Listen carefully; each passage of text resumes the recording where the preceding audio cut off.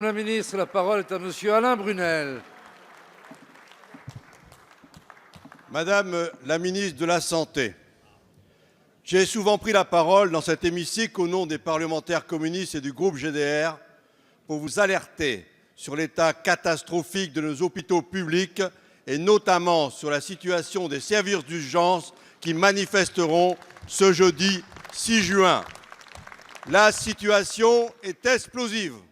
Le personnel est à bout de souffle, épuisé, éreinté. Il doit traiter le plus urgent des urgences. Les soignants sont arrivés au point de rupture. Les enfants, les jeunes, les femmes et les hommes sont entassés dans les salles et dans les couloirs. En l'an 2000, 5 millions de passages dans les urgences.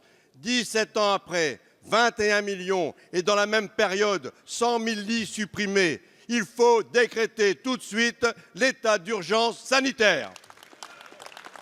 Deux événements majeurs se sont produits ce week-end. D'abord, les urgences de Lons-le-Saunier, où 70% du personnel paramédical et 8 médecins sur 15 sont en arrêt maladie, épuisés, éreintés.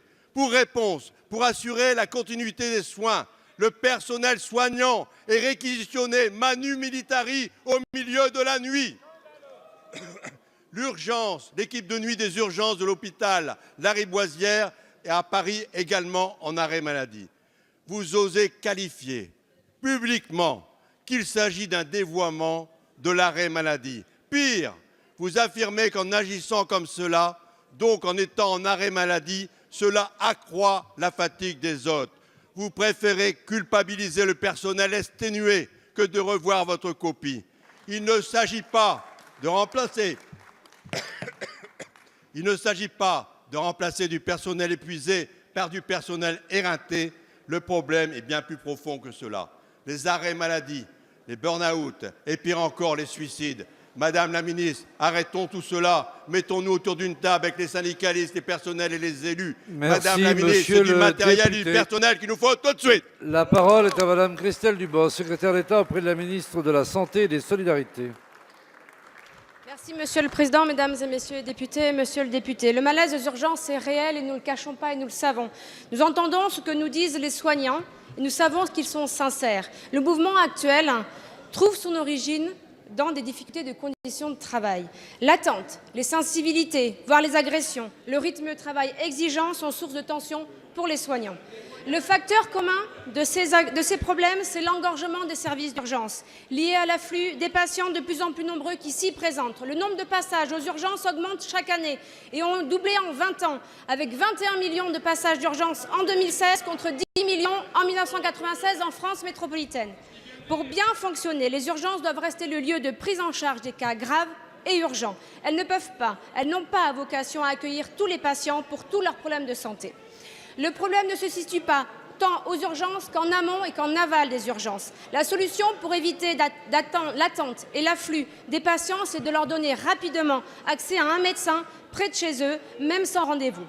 Il faut en finir avec le tout hôpital. Tout le sens de Ma Santé 2022, que j'espère que vous avez voté ou j'espère qu'il va bien passer au niveau du Sénat actuellement, est de transformer complètement notre système d'organisation des soins pour que chaque citoyen trouve près de chez lui ou même à domicile la prise en charge la plus adaptée à ses besoins, notamment en ville, pour les problèmes de santé sans gravité.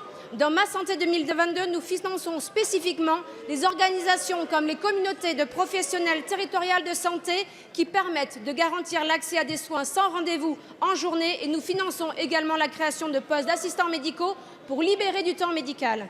Ces mesures donneront des résultats très prochainement. La réforme va également permettre de trouver des solutions en aval des urgences pour que les patients soient pris en charge plus rapidement et orientés vers les services compétents à l'hôpital ou à la médecine de ville.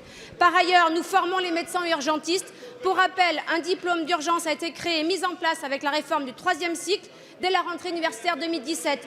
Ce sont 461 postes de médecins urgentistes qui arrivent dans un an. Je vous remercie. Merci Madame la ministre.